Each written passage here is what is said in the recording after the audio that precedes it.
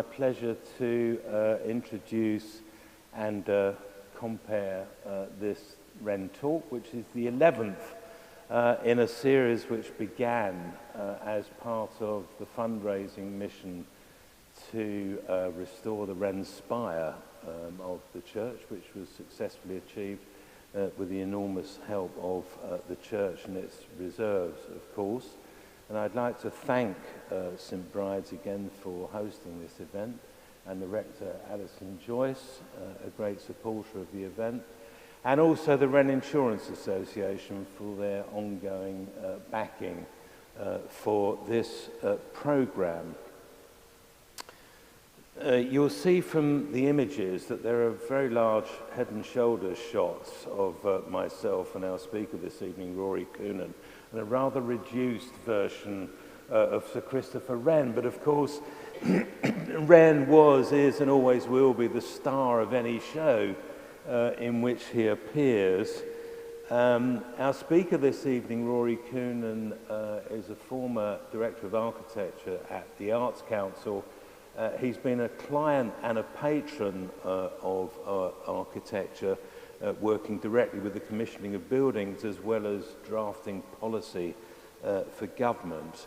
But I suppose the chief reason that we asked him to give the talk this year is that as a graduate of Wadham College, Oxford, Wren's college, not only does he feel some connection with Wren via Oxford, but also has a profound interest in his work and his ongoing legacy.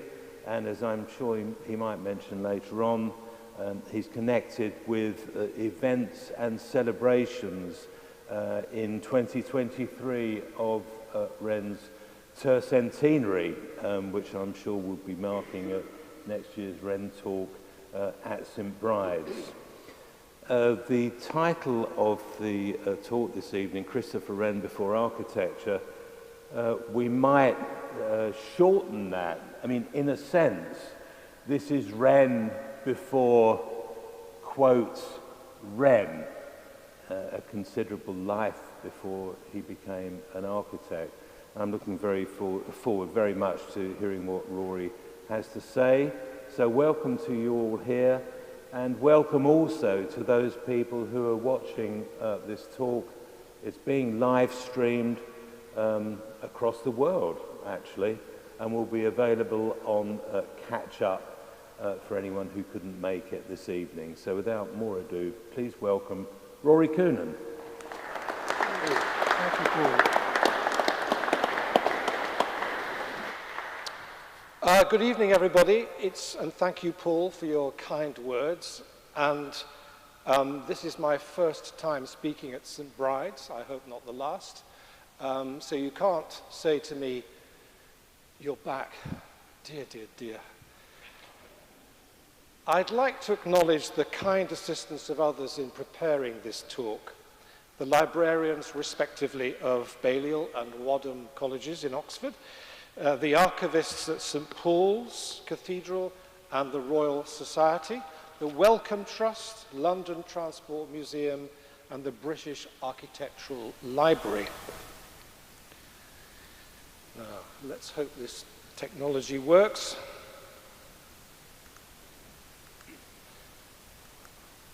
To paraphrase Lord Acton, power corrupts, but PowerPoint corrupts absolutely. Here we are. Well, today is Christopher Wren's birthday. He was born on the 20th of October, 1632, under the old-style calendar, the Julian, in the parish of East Knowle in Wiltshire. Next year, as Paul has mentioned, we mark the tercentenary, that is the 300th anniversary of Wren's death, at the grand age of 91. The Wren 300 brand on the left is designed by Spy Studio. Many wonderful initiatives are planned for the tercentenary. There is a website. Helen Viggers is the excellent coordinator of events. The homage to Wren on the left is by Eleni Parousi. Some general thoughts to kick us off. Of all the arts, architecture is the most unavoidable.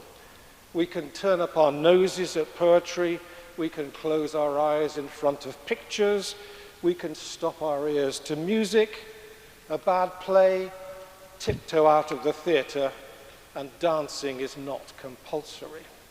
But from architecture, there's no escape. We cannot get away. We're either inside it or around it.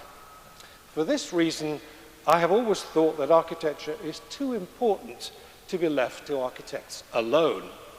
Even if we're not directly involved in producing architecture, we're implicated in it every day.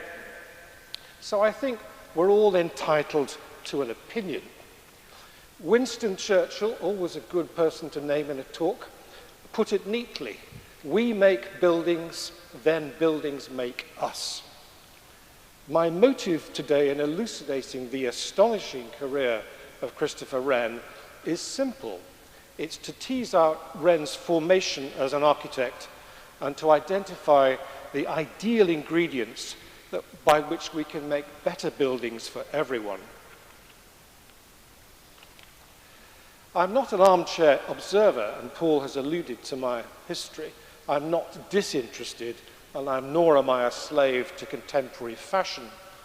Walter Bagehot said of the House of Lords that the cure for admiring it was to go and look at it.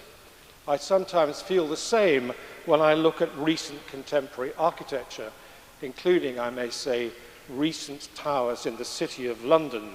They may be unavoidable, many deserve to be forgettable, but their visual impact is, I think, egregious. No one, I cannot help but notice, ever referred to any building by Wren as a cheese grater or a gherkin. Recent events have shown that Wren's formal architecture is respected and admired across the world. Wren is indispensable when it comes to the performance of public rituals. So who was Wren? Well, a quick survey. Wren was Surveyor General to 6 monarchs in the late 17th and early 18th century. I should say 6 English monarchs. He created and superintended the King's works and later in his long life the Queen's works, that is to say Queen Anne. One of Wren's many talents was that he managed to outlive everybody around him. Born a sickly child, little Christopher, his father confusingly also called Christopher, grew up in the turmoil of the English civil wars. He was protected from them by homeschooling and private tutors. He was surrounded by sisters. I know how that feels. His father became Dean of Windsor. The Wrens were well connected. They moved in royal circles. Christopher the Younger entered Wadham College at Oxford at the age of 17 in 1649, or so it is believed, since college records for the period are incomplete. 1649, of course, was the year of Charles I's execution. Wren was a survivor. We forget how nasty, brutish, and short life could be in 17th century England. Under the criminal law, execution for minor infractions. Under the doctor, death through simple fractures. Biographical details are sketchy, but the sickly Wren appears to have been cured of a serious illness by his tutor, Dr. Scarborough. He witnessed episodes of the plague, that is to say, Christopher. His royalist family was threatened by parliamentary soldiers. There was damage to property. His uncle was imprisoned for years in the Tower of London. Later, Wren met the protector, Oliver Cromwell, to seek his uncle's release. Wren could be opportunistic. So, trigger warning here, he used his family and royal connections to advance his career. Completely shocking. This was common at the time. Only 5 days after the Great Fire of London, Wren presented to Charles II, shown here on a horse, his first master plan to rebuild the city. The embers were still alight. 13,200 homes had been destroyed. 87 churches and 52 livery company halls lay in ruins. And here is Wren's audacious plan to bring Rome to London. It's a later iteration, I should say, of his first drawing. It is an outrageous and impressive plan. It swept away boundaries. It trampled on property rights. It was alluring. It promised great wealth to those who could carry it out. Wren's plan appeared so quickly that it might, in other circumstances, have provoked certain inquiries, such as, were you, Dr. Wren, in Pudding Lane on the morning of the 2nd of September 1666? Did you enter the premises of Thomas Farmer, known as Fariner, a baker whose name is simply too good to be true? The plan was not realized. Fire courts were set up under the Fire of London Disputes Act. They began work quickly under 22 judges. Rome would not come to London after all. But as a strategy, it worked very well. Charles II became one of Wren's many loyal patrons. Wren repaid loyalty. He was a seasoned administrator and skillful political operator. He avoided controversy in a period when a wrong move could prove injurious. Considerations of health and safety were not then confined to buildings. During a turbulent period in English history, Wren designed works of architecture that remain at the center of our national life. He has become our national architect. He's the uncontested holder of this title. It doesn't exist formally. It has been conferred by acclamation. For 300 years, none has replaced him, and none seems likely to. Today we have poets, laureates, we have masters of the King's music, but we have no equivalent contemporary figure in architecture. The King's works are dead. Long live the King.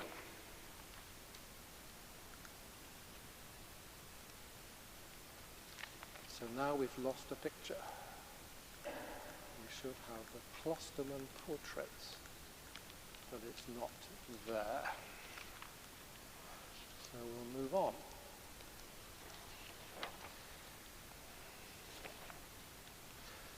I thought I'd run through a few of the, not the top 10 hits of Wren, but some of the most conspicuous and important buildings that Wren has created, the better to give people who don't know Wren an idea of why we find him interesting at all. So this is a building some people will recognize. It's the Royal Hospital, Chelsea, 1681. And another view there with the river in front. This is Greenwich, of course, not the observatory, but what was originally a hospital, now the Royal Naval College. Another view back towards the City of London. The Sheldonian Theatre in Oxford, Wren's first building when he was 33 and when he was Professor of Astronomy. The monument to the Fire of London in the City, which is a very well-known building. And another view of the monument hemmed in by modern buildings. And a view there of Hampton Court. And there is Hampton Court on the river. And this is Marlborough House, a late building of Wren's off the Mall. And here a view of the most famous of Wren's buildings, the interior of St. Paul's Cathedral. We're going to come back to that later. This poster was produced by the little-known Classics Department of London Transport. Sir Christopher Wren took up his pen and worked for hours on the city towers. You can visit them still, without any fuss, by London Transport, train or bus. At the top in Latin, I translate, it's a reference to the Wren Memorial in St. Paul's Cathedral, which translated, we can all do this. If you require a monument, look around you. But at the bottom, a new one, if you want to get around, that is to see Wren's works, well, use public transport. I thought there was a reference here to the Circle Line, but anoraks amongst you will know that the Circle Line doesn't go to St. Paul's. Wren's working habits were seized upon by William Clerihew Bentley. Bentley admired the light verse of Horace and Catullus. The rest of the time he was a journalist. A Clerihew is a baseless biographical satire. A serious subject appears absurd. It reveals a grain of truth. And this is how it goes. Sir Christopher Wren said, "I am going to dine with some men. If anybody calls, say I am designing St. Paul's." This is the Closterman portrait that is in the Royal Society. All his biographers agree that Wren, so far from bunking off work, simply couldn't stop. Wren visited the St. Paul's building site almost daily for 35 years, from 1675 to 1710, at the astonishing age of 78. In the absence of London transport, train or bus, he travelled on foot, by boat or carriage. From his office in the Palace of Whitehall by Scotland Yard, I guess it took about 45 minutes. By the time St. Paul's was well advanced, that is to say 30 years after building it, it took 35, Wren's working habits were ingrained, and they seem to me to be entirely appropriate to any design project today. I suspect this view, the one I'm about to expound, is unfashionable. His methods apply where what we might call a controlling mind holds sway as the designer. And this is the person, a leader, who is capable of holding and synthesizing all the visual, material, and structural elements of the design in their hands simultaneously. It's what the Germans call ein Gesamtkunstwerk, or a total work of art. We don't have a word in English for Gesamtkunstwerk, but perhaps we should. Perhaps an entrepreneur can invent it. Wren's approach was well attested by his collaborators. It consisted of testing the ground himself, sketching, scale drawing, experimenting with wooden models which cost a vast amount of money, including ones you could actually walk inside. It consisted of revising, altering, correcting, remodeling, and generally designing as he went along. This last bit, designing as he went along, would today be an anathema. But this, in my experience, is how good design works. It's never a straight line, nor is it a simple list of tasks to complete, whatever computer-based design programs may advise. The design process is more like a crab that moves sideways to reach its destination. And to do this, design requires tolerance and latitude to experiment. This method was admired and disdained in equal measure.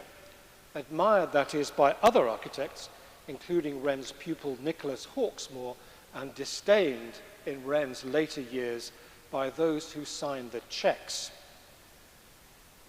The Lords Commissioners of the Treasury had the impossible job of keeping Wren under control, and this was despite an Act of Parliament designed expressly for the purpose. For decades they exercised patience, they showed understanding. Ultimately they stopped his salary in the hope of speeding things up. They tried dismissal. Wren gave as good as he got. This letter is one of the most wonderful letters I've read by Wren. It's his petition of 1711 to Queen Anne, and it's now in the National Archives. It sees Wren acknowledge that he is subject to the law, but this doesn't stop him dishing it out to bureaucrats. He writes, and I can read it, that there being a clause in an Act of Parliament which suspends a moiety, that is to say a half, of your petitioner's salary at St. Paul's until the building be finished, and he, that's to say Wren, he being obstructed in completing the same, by the arbitrary proceedings of some members of the Fabric Committee, your petitioner beseeches your Majesty to suffer him to finish the building in such manner and after such designs as shall be approved by your Majesty. The stakes were extremely high. The total cost of St. Paul's, measured over 35 years of continuous construction, was gigantic. It has been calculated from records held at the Guildhall Library and elsewhere that, including interest on debt raised on loans, losses on materials, the cost of delays caused by labour disputes, fraud, there was a lot of that, quarrymen on strike on the Isle of Purbeck, Wren went down to sort them out in person, and incorporating the Newcastle coal tax revenues hypothecated by Parliament to the project, that, again, the total was little short of £1 billion in today's money. To put this in perspective, the latest cost estimate of restoring the Houses of Parliament is 14 billion over 20 years, although if you believe that, you believe anything. In 1714, the Queen died. Using the time-honoured strategy of failing to turn up for meetings, Wren excused himself from further involvement, but he had the added satisfaction of outliving the commissioners. Wren's way of working may seem idiosyncratic, even eccentric, to us today. It offers a serious challenge to our own times. If Wren were to design any building, including a cathedral today, he would be prosecuted under the Architects Act 1997 Amendment (EU Exit Regulations. 2 grounds. First, that Dr. Wren does not have the requisite qualifications, and second, that he uses the title architect unlawfully. The word architect is, in this country, protected by law. In fact, Wren had no qualifications whatsoever. He taught himself architecture in his 30s with the sole aid of books, and the Bodleian Library in Oxford has records of what he read. There was no other way. Professions associated with building science and design did not exist. There were no engineers. A paradox in Wren's architectural career is that although he was at the cutting edge of new empirically based science, or experimental philosophy as it was known in Oxford and elsewhere, when it came to building, the methods available to Wren were still grounded in medieval construction. Conventional work practices limited innovation. Trades cut stone, trimmed lead, made bricks, sawed wood, as they had done for centuries. So to achieve his architectural vision at St. Paul's and elsewhere, Wren was compelled to take risks. These were, by today's standards, unconscionable. To my mind, they are simply unbelievable. So here is risk in action. This is a section from the dome of St. Paul's, a building which is 91 meters high. It weighs 49,000 tons, not my estimates, but those of the cathedral authorities today. In fact, the dome consists of 3 domes. The middle one is a huge cone made of bricks. The dome we see from the street is thin. It's not doing much work, structurally speaking. A great metal chain wraps round the base to oppose the outward thrust of the whole thing. There is the chain in this 1920s cutaway, as reinforced by stainless steel straps after movement was detected in the structure.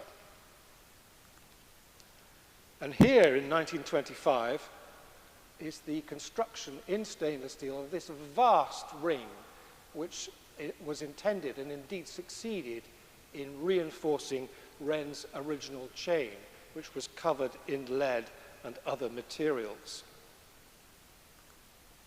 There it is. That's the photograph, a rather vertiginous perspective of the chain below the dome revealed. This radical and ultimately triumphant design went through many iterations over many years, as Wren sought to please the commissioners, satisfy or perhaps mollify the liturgical predilections of the church, and satisfy the monarch of the day. As always with Wren, his design work was the result of a negotiation between political and financial realities. But a major difference between then and now is that Wren was always completely personally responsible. He didn't seek to hide behind others. If the dome had failed, and many domes did, his reputation would have been destroyed. No other dome anywhere in the world has been constructed in this way. The finished design has not been replicated since. That Wren was willing to take such enormous risks attests to the confidence he had in his own abilities. These were not developed in any formal sense. There was no external approval, either sought or given. The design of buildings in the 17th century in England was the province of builders, master masons, and the patronage of educated men, and in a few cases of women, and we will hear shortly about Dorothy Wadham. The term architect was not in common use. It was not a profession. For some, it was a pastime. It was only in 1912 that it became possible to obtain a degree in architecture. At Oxford, it is still not possible. Perhaps they'll catch up. What mattered more in business in the 17th century was the ability to measure and survey land. And you won't be surprised to hear that after the Great Fire of London, the people who made most money were surveyors and manufacturers of bricks.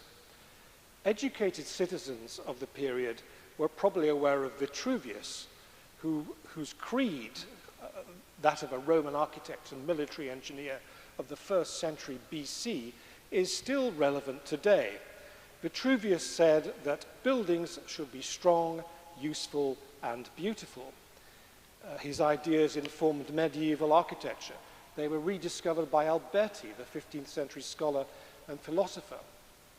But it was Sir Henry Wotton's English translation in 1623 that brought the ideas of Vitruvius to wider public attention. And this was 9 years before Wren was born. Wotton translated the Latin original of Vitruvius, firmitas, utilitas, and venustas, as firmness, commodity, and delight in buildings. This is as good as strong, useful, and beautiful, and it's good enough for me. But how current are these notions today? There are many specialisms in modern design, including disciplines too many to mention, well, let's say a few of them: architects, engineers, structural engineers, civil engineers, geotechnical designers, lighting designers, sustainability and carbon calculators, to name but a few. These processes contribute to keeping people safe. No one would wish them away easily, but their objectives are scarcely delight or beauty. In the modern design and construction industry, the price of complexity can be loss of focus. As Morecambe says to André Previn in the celebrated Morecambe and Wise sketch, "I'm playing all the right notes, but not necessarily in the right order." The pursuit of delight and beauty, I tell you from experience, very often falls off the scale in the face of competing claims. It's increasingly hard to detect the author of a building. It's generally impossible to identify the controlling mind in an industry dominated by by contractual complexity. No one seems to know which of these qualities, commodity, firmness, and delight, should have precedence. Should delight and beauty trump commodity and firmness? There's no point in a beautiful building that tends to collapse. On the other hand, it is joyless to live in and with ugly buildings that merely function well. To paraphrase Rousseau, architects today are born free, but are everywhere in supply chains. By contrast, Wren was the identifiable controlling mind in all his projects. The images of Wren we have derive principally from sculpture and painting. He's a courtly gentleman, evidently intellectual, I should say. He looks like someone who, as Wren would remark in his late 80s, had made some figure in the world. This is the remarkable carved bust of Wren of 1672 by Edward Pearce. It's in the Ashmolean Museum in Oxford.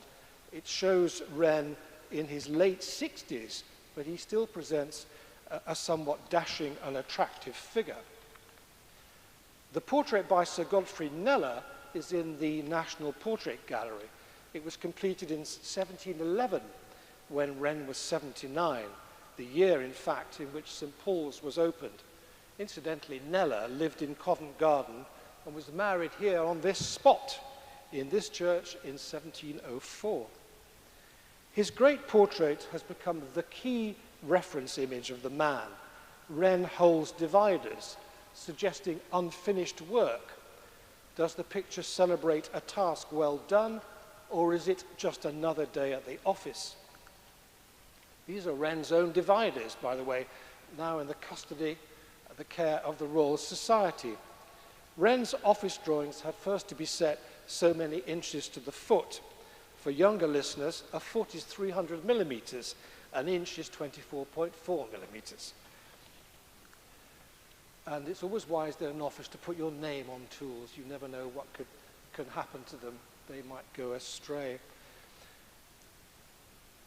Wren was largely overlooked in the late 18th century and early 19th century. The fashionable Palladian style that followed him made his buildings appear stilted and dull. Sentiment in the 19th century changed with the appearance of this bizarre drawing by Christopher Cockerell from 1842. It's his incredible and, well, I don't know what word, what adjective will suffice to describe this so-called tribute to Sir Christopher Wren. I call it the Cockerell mashup. It's a fictitious landscape. The buildings attributed to Wren are depicted as if they were all constructed in one place simultaneously. What greater tribute could there possibly be than a picture like this? Only 2 years later, this is astonishing, at least to me, only 2 years later, this appeared. This is the first ever photograph of a building by Wren, but it has another distinction. It's also one of the first photographs taken anywhere in the world, 1844, very early for photography. It was made by the writer and publisher Joseph Cundall. Here's the same image, digitally improved. What impresses is the sheer scale of St. Paul's compared to the very modest buildings around it. I would say the maximum height of any of these buildings is probably 6 meters or so. That's 18 or 19 feet. And then later, from the 1850s, we see London beginning to rise around the cathedral. Now we're up to 8 or 9 or perhaps 10 meters.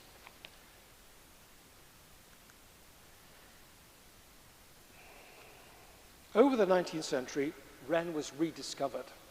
There was the so-called Edwardian Renaissance, that's with a W. We might call them, and I think I have to credit Paul Finch for this, we might call them the also Wrens. They found Wren's Baroque style suitable for country houses and impressive for their newly rich owners. They also borrowed this Baroque style to express civic virtue. Loaded with municipal magnificence, this is Colchester Town Hall, designed by John Belcher in 1898 and now listed Grade 1. So the also Wrens had the last laugh. Another view. And this is the Institute of Chartered Accountants in the city. I think if you'd asked Wren in the 17th century whether he would ever expect to see his design language used For the benefit of chartered accountants, one can imagine the reply. Now, to move from notable to iconic, it is first necessary to be bank notable. It's the Kneller portrait, again, of course. This was the first £50 note to be issued by the Bank of England since the Second World War. It was withdrawn in 1996, when £50 was a lot of money. I note that £50 was also a lot of money 3 weeks ago. The reason for the post-war canonization of Wren was simple.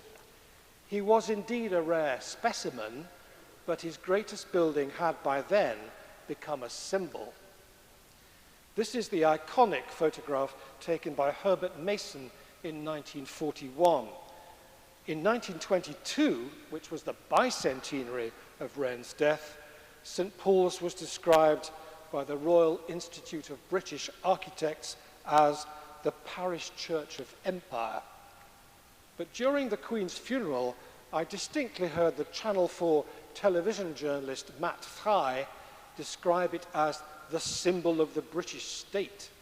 This is an altogether weightier burden for Wren's architecture to bear. But look at this. I'd never seen this photograph until recently, but it is genuinely shocking.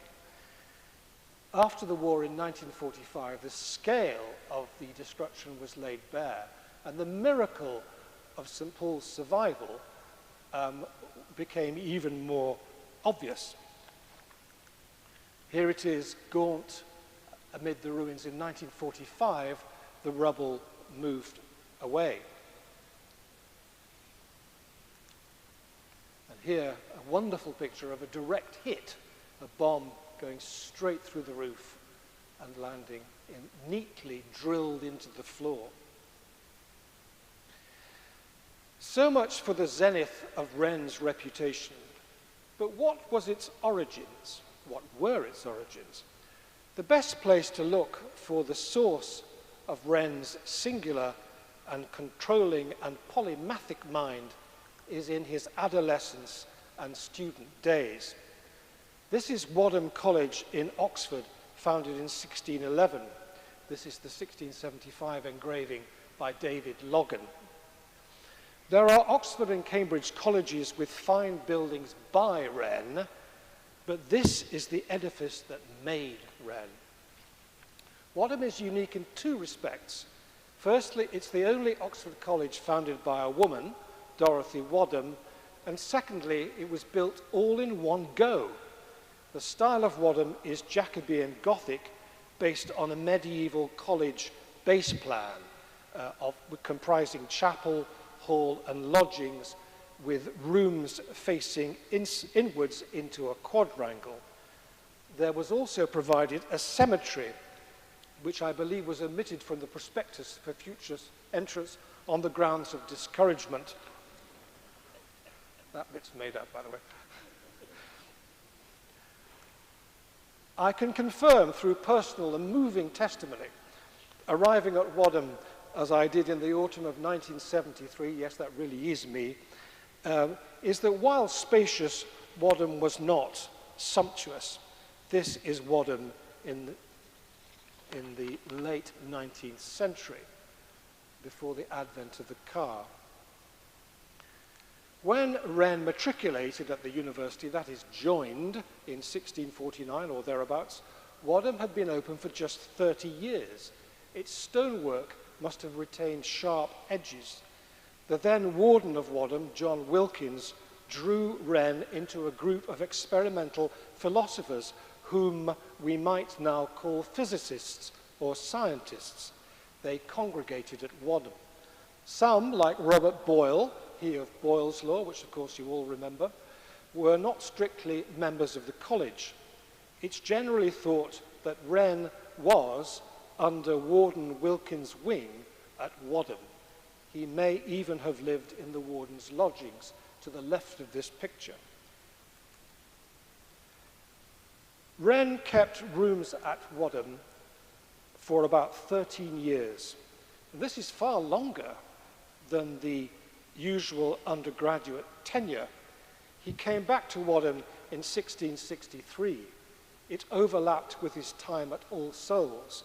He was appointed civilian professor of astronomy there at the age of 25. This is the Royal Society room in the front tower at Wadham, which gave Wren direct access to the roof and to his telescopes. From his desk, he had this view, unchanged today. It consists of a symmetrical pile of antique classical orders. They are stacked up over the entrance to the hall in the distance. This design was evidently conceived as a sort of architectural joke or conceit. It was a display by the builder and master mason of Wadham, William Arnold, who was also the designer of the college. It says, "Look what I can do."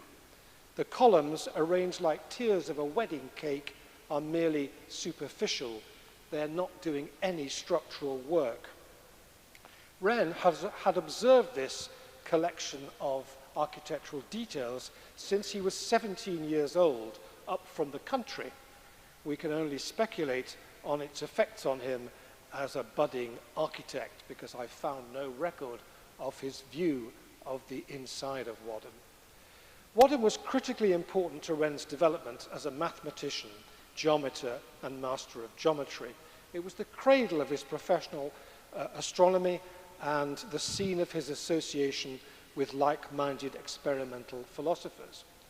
Of course, the emergence at Wadham, much as those of us who were there, would like to give Wadham the credit for the development of the scientific method in Europe, it was, of course, being thought about elsewhere in England and across the continent. Experiment, inference, and observation were key to Wren and the Wilkins group. They did not, as some have argued, work together in a kind of cool Oxford scientific collective. Instead, they pursued their own projects, sometimes in competition.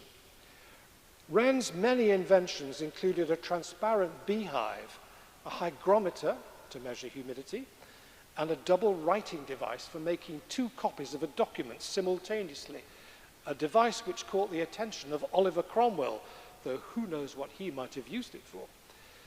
With Warden Wilkins, who was a distinguished experimenter in his own right, Wren built a 25-meter telescope to observe the moon. But it was not all work. There were some lighter or perhaps gruesome moments, depending on your point of view, during Wren's time at Wadham. On the 14th of December, 1650, shortly after his arrival, a 22-year-old serving maid called Anne Green was hanged in the city. Her crime was infanticide. Her body was given to a group of Oxford students to be anatomized or dissected. This was common. However, you know what's coming next, a short time later, Anne revived. This was uncommon. Not only that, she recovered, married, and had more children. She died in 1665. The undergraduates who revived her included Wren. They rejoiced, as one would. They wrote in Latin facetious verses to celebrate this miracle of resuscitation. It must have been one hell of a Freshers' Week in 1650. Other early inventions and ideas show Wren organizing materials to create possible machines, and in the process laying down the skills that he would employ in his later architecture. These machines were not always built. That didn't seem to matter.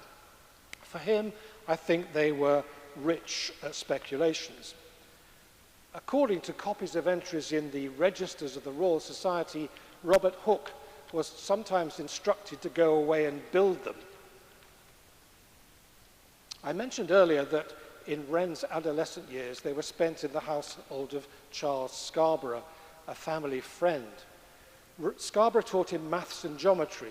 He encouraged the boy's passion for ingenious machines. Little Wren was, it seems, the ultimate schoolboy hobbyist and model maker. He followed the craze for dialing, that is, making sundials, not prank calls. The antiquarian John Aubrey records that Wren made several curious dials with his own hands. One idea was to protect the time on the wall in your home. And you can see the mother of all sundials at All Souls College on the wall above the library. When Wren arrived later at Wadham, a reputation as a child prodigy preceded him. Around 13 or 15 years old, when Wren could already write fluently in Latin and Greek, he invented a sign language. The headline word in Greek is I'll try and pronounce it correctly, chirologia, which means in English, hand system. The dedication in Latin is, I think, to his father. Wren used to write to his father in Latin. He says, writing metaphorically, it says, the water diverted looks back to its source, that's his father, I presume. With your guidance, the spirit endures to feed upon these, that's to say, his lofty studies. And so it goes on. Thank you to Giles Dawson for this translation. This project is to make the dumb speak, the deaf to hear, to speak amongst others unheard or understood, adding with sublime optimism, learned in an hour. It's a fully worked out system which we have neither the time nor, I suspect, the patience or indeed inclination to unravel now. I gave up after 20 minutes. But it's noteworthy that Wren imagines and then writes down every possible contingency of operation, trying, it seems, to leave nothing to chance. Tabulating the rules, the practice, and what he calls the caution, he goes into enormous detail about fingering and signing, as in S is the third letter of the fourth place, and I is the fourth letter of the second place, and so on ad nauseam. You get the idea. Oddly, he chooses to use the word sickly in an alphabetical sequence to illustrate his system, the practicality of which I think must be in doubt. In practice, it would have made Edward Scissorhands seem dull. I mentioned the happily unconsummated anatomization of the hanged serving maid, but it's clear that dissection was a passion of Wren's. This is a drawing by him of Anguilla anguilla, the Linnaean name for the common eel. That was given in later in 1758. Or Wren calls it Anguilla fluviatilis, meaning of the river. The sheer quality and detail of these drawings shows to me that Wren can also claim to occupy a distinguished place in the history of 17th century English art as much as in architecture. He managed from an early age, I know not how, to acquire high-level skills in cross-hatching, delineation and shading, thereby enlivening the most dull subject. But it gets even more exciting than the eel. There's a detail, by the way, of his drawing of the eel. It gets exciting because this is a drawing by Wren of a section of a human brain from the highly influential book Cerebri Anatomiae by Charles Willis in the 1650s. In an unusual departure from current practice, Willis performed brain dissections in his rooms at Christ Church. This activity would be frowned upon today. This story is entirely plausible. There are contemporary accounts of Wren assisting Willis in these dissections. And it's plausible because Wadham is only 15 minutes walk from Christchurch. Here, by the way, just for fun, since I mentioned the British Leonardo view of Wren, here is a drawing by Leonardo. So you may judge, there's Wren, there's Leonardo. So you may judge if Wren really was in that league as a draftsman. We've seen some examples of Wren's youthful inventions of useful and not so useful machines and practical and not so practical inventions. Sometimes this passion for inventing got the better of him. For centuries, this drawing of a proposed weather clock by Wren was believed to have been made when he was 15 years old, boarding with the good doctor. It's now been dated to a meeting of the Royal Society on the 16th of January 1662, when Wren was 30. The registers show he'd been asked by the members to produce something on the 1st of January. So he got something to them by the 16th. Amazingly fast work. It foreshadows his audacious sprint to be first after the Great Fire of London 4 years later, which we have already discussed. It's highly unlikely from the evidence that Wren, or indeed anybody, built this device. Using the medium of drawing, I think it was simply a way of expressing new possibilities. And the idea which we must describe was apparently to collect rain in 2 boxes along with other weather data or information, and to express the measured results on a graph or a chart recording fluctuations with a pen. Wren admitted to skeptical members of the society that the water might evaporate before it could tell him anything useful. Or, as he put it, I doubt whether they would not be dry ere the observer comes to look in them. The members of the society were extremely diplomatic, but they noticed other deficiencies. The rainwater boxes are placed on top of a ruler whose weight rests on a pulley and a pencil. This is implausible even to the uninitiated. The members ordered that Wren should be written to on the 2nd of September 1663, quote, to send a scheme of his weather clock formally proposed to see whether it needed any addition or not. 2 months later, Wren shot back with a new design. He reports laconically, I have willingly, in this last contrivance, omitted the boxes. But see, I think it's worth noting that now it's become a considered product with a decorated finish, something you might wish to buy and display in your home, rather than a design which you might liken to a cross between Heath Robinson and Monty Python.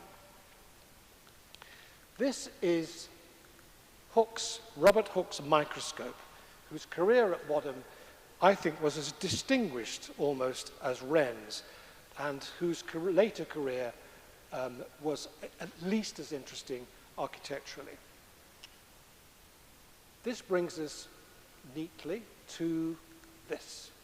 Micrographia. In Boswell's Life of Johnson in 1791, Boswell quotes a remark by the great lexicographer about the relative merits of 2 minor poets. Sir, said Johnson, there is no settling the point of precedency between a louse and a flea. Johnson either knew or had read Micrographia, which was published in 1660. Micrographia, of which this is a plate from an enormous book of illustrations, was conceived and planned by Wren, but it was developed and executed by Robert Hooke. Wren had by then moved on. The microscope had a device for projecting images of tiny specimens so they could be copied in pen and ink. It was Robert Hooke, by the way, who coined the word cell as used in biology.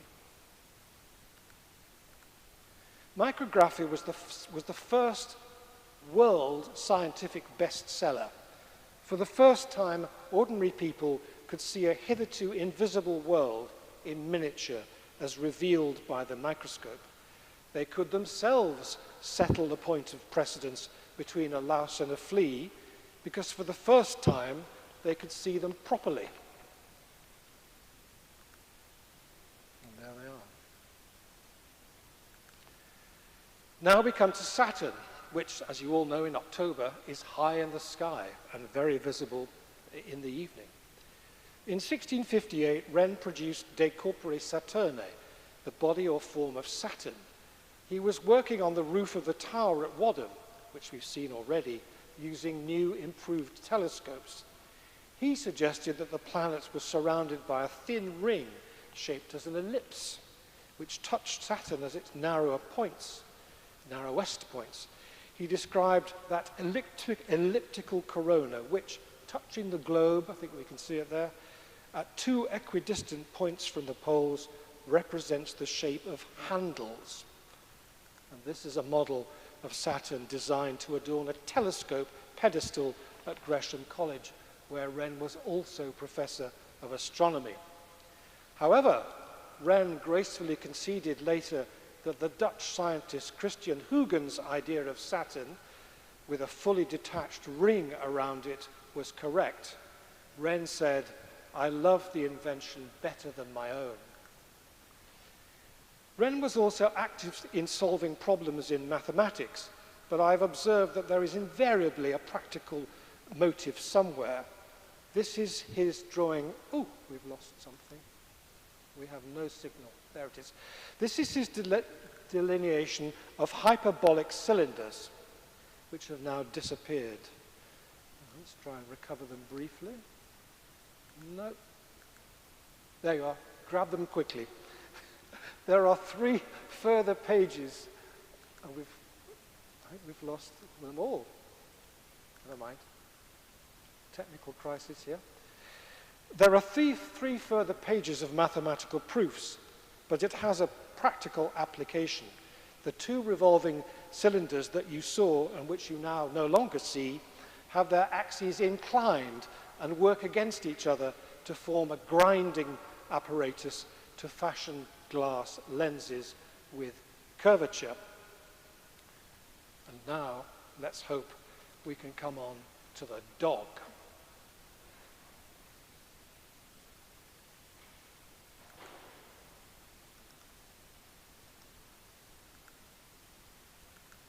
Yes, there's a dog. And finally, in this sequence of Wren the inventor, we see him experimenting not post-mortem, but in vivo. It's not for the squeamish. This is a 19th century painting commissioned by Sir Henry Wellcome, a sequence featuring great moments in science. In 1656, Wren and Robert Boyle inserted a quill attached to an animal bladder, in later experiments a syringe, into a superficial vein of a dog. They successfully injected opium, then an emetic, antimony oxide. They thereby established the basis for intravenous therapy. Some commentators say that Wren injected wine and beer. I spare you further detail. Richard Lowe described blood transfusions between dogs. That's another picture. I'm too squeamish to show that one. In the journal Philosophical Transactions in 1666, the dog, he said, began to cry and faint and fall into convulsions and at last die.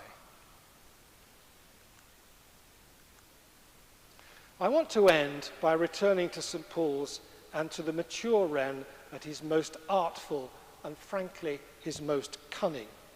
I mean cunning in the sense not only of practicing a non-malicious deception on the public, but also his sheer cleverness. It also illustrates that for Wren, commodity, firmness, and delight were inseparable elements. They required equal attention. They required his attention.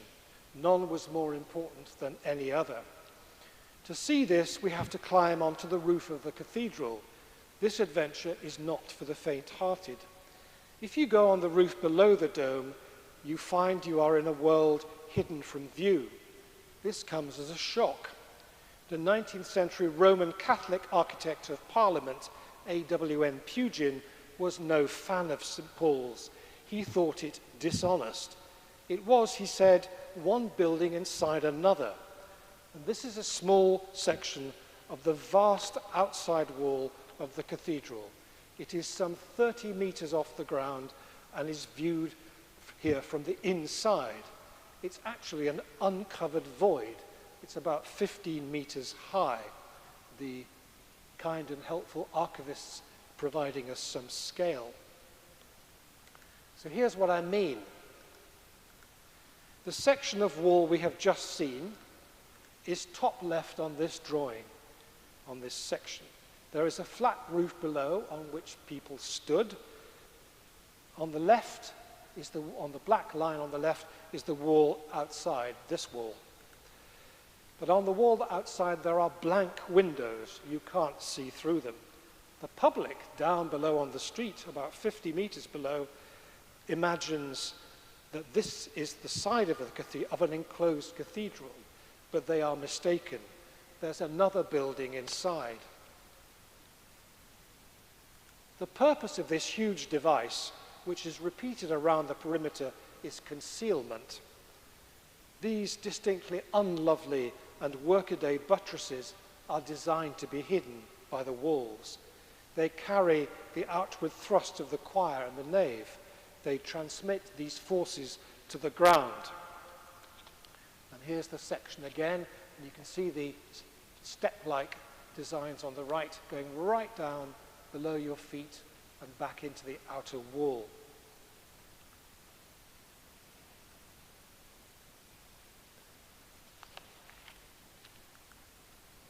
And there we see the full view with the dome in the background behind this wall.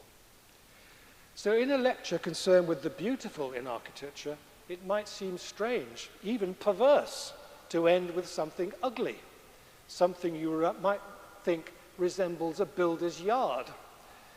But it demonstrates to me that Wren could be economical and indeed parsimonious when decoration would be a waste of money. It's an extreme form of his abiding modesty.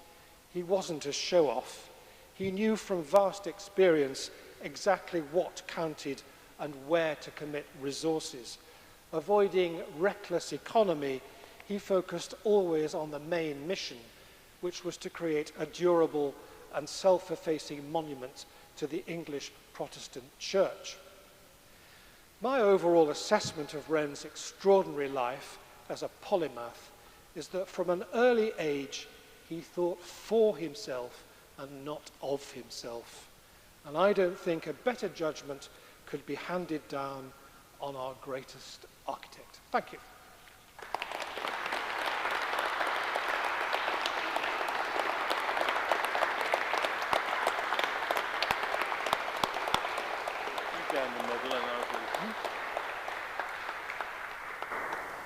Well, Rory, that was really inspiring and I may say scholarly talk with, I think, a lot of information and visuals that we haven't seen over the previous 10 years. We've got a few minutes for some questions. There is a microphone that will be handed round. Any questions or comments you'd like to make to Rory? Anybody like to kick us off? While you're thinking about it, we've got one right down here in the second row. Hello. Here's the microphone, and do tell us who you are. My name is Rory, and I attend St. Bride's among many other aspects of my life. And thank you for a wonderful talk, imbued with warmth and humour. What I'm struggling to see is the journey from insects in blood in clocks to buildings. What is the click, the link? What ticked him to start? So the journey is really the formation of Wren's mind and the habits he created through his early scientific work, which led to the amazing ability he had to dissect knowledge and analyze material and information and systematize it and draw it all together such that he had the tools and the skills necessary to make buildings like this, and to do them entirely himself, but with some assistance, people like Nicholas Hawksmoor and so-called master masons whom he helped over many years. But always it was the summary of all this early stuff at Wadham and elsewhere and as a child which allowed him to have this extraordinarily capacious brain which I certainly don't think any other architect in the last 300 years has possessed. I should say, I think if there is someone who inherits Wren's reputation, it's probably Norman Foster, who, if you measure skill by longevity at work and a range of buildings designed to a consistently high standard, I think Foster rates extremely highly alongside the reputation of Wren, but others may not agree. Thank you very much. Yes, please.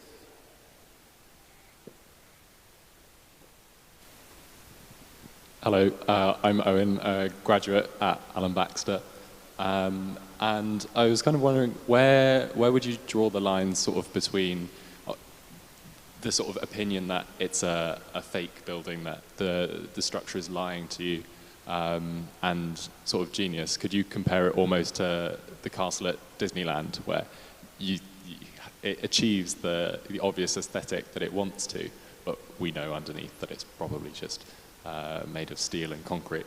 Yeah. Well, I wouldn't accuse Wren, indeed I didn't, of mendacity. I don't think he was trying to pull the wool over anyone's eyes. He just knew that the image of the building he wanted to create from the street was one thing, but the technical means of achieving it was another. The delight was from the street, but the firmness was created in other ways. And I think that's probably why people like Pugin didn't like Wren, because he covered things up in their opinion. Pugin would have preferred, no doubt, that Wren had flying buttresses like in the Gothic manner, as at Westminster Abbey, where nothing is concealed. But those buildings are structurally weaker than Wren's St. Paul's, and he believed that they would stand a longer test of time. Much, and we've got over here.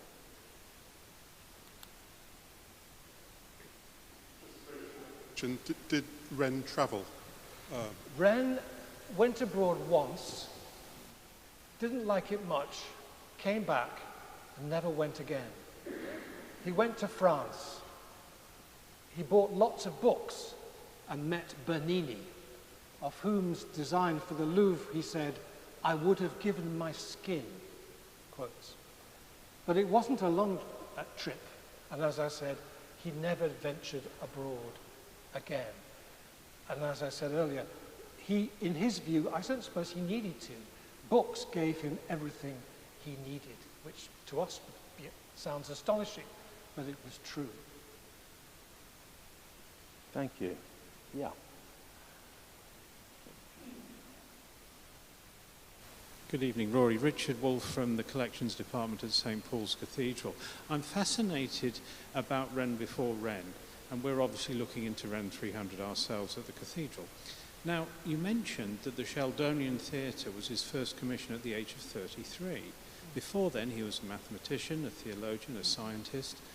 Why suddenly did he get a commission to build a three-dimensional object? Because he knew Gilbert Sheldon, is the simple answer. Hence the eponymous name.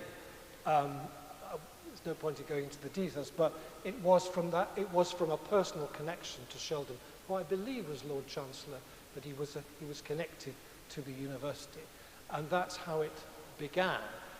I could have expatiated on the incredible innovation of the Sheldonian, the fact that the roof is inverted and you have these very long spans covered with no obvious means of support.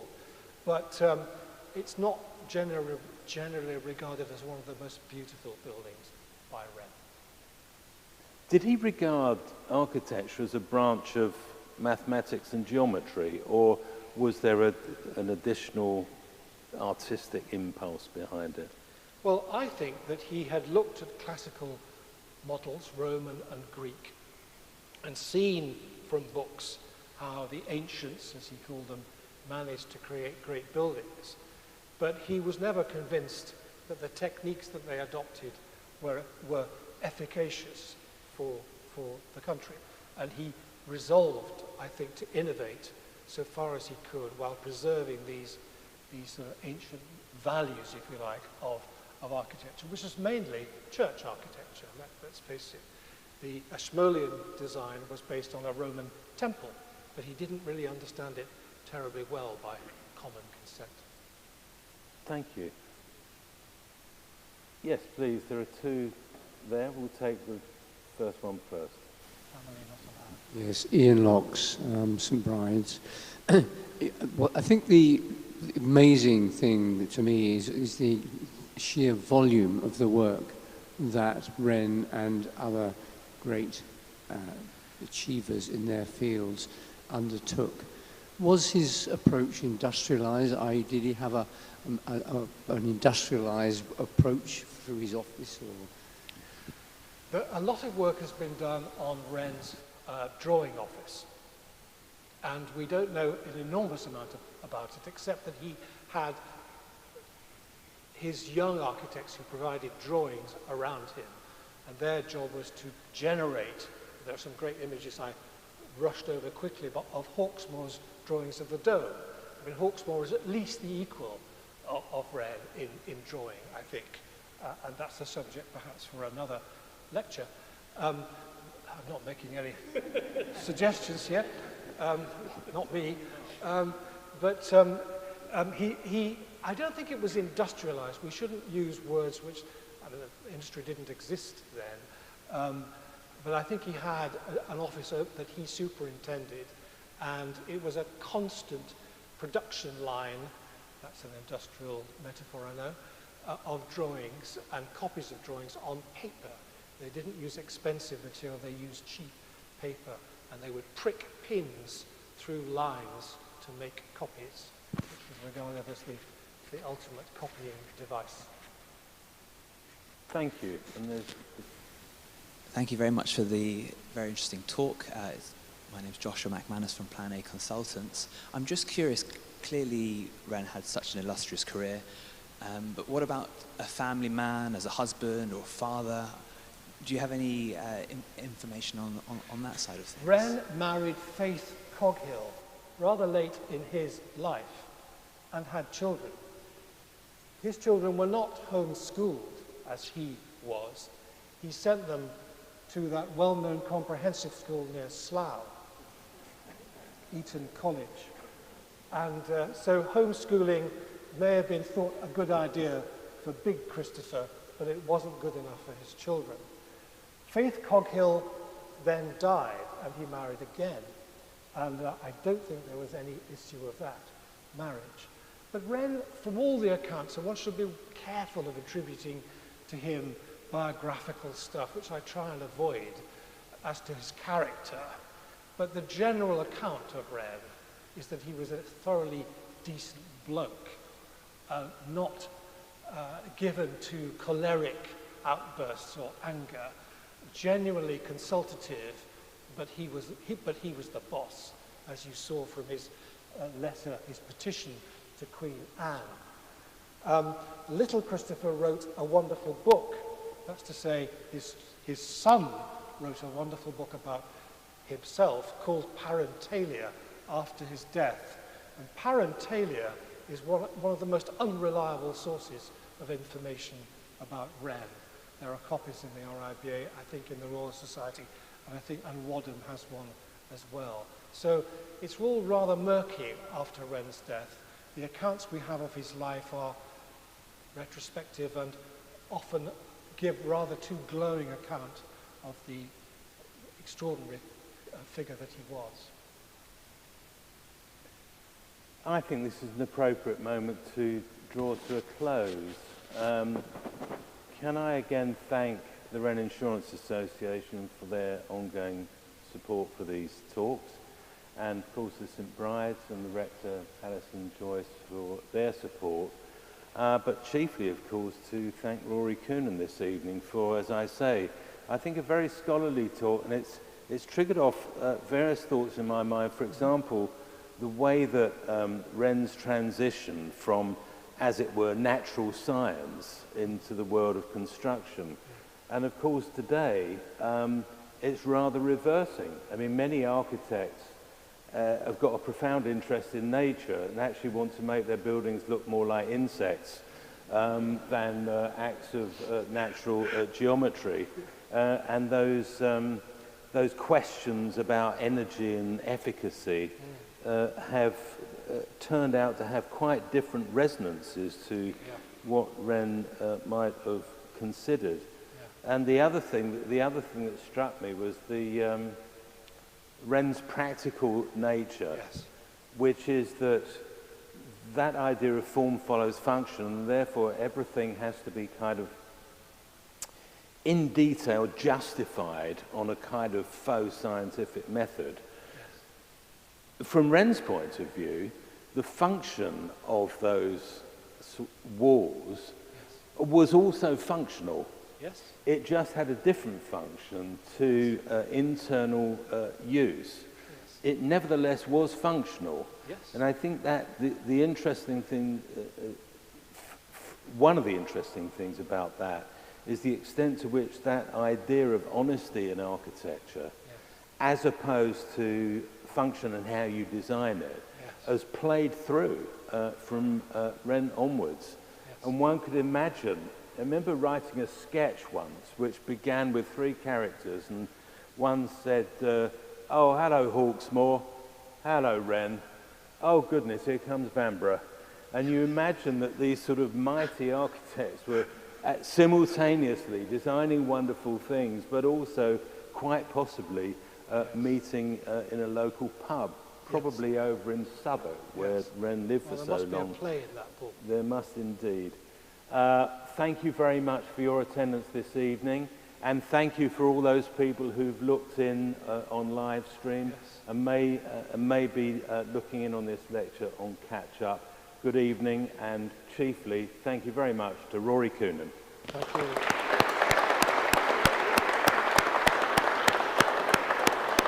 Good man. Very good. Bravo.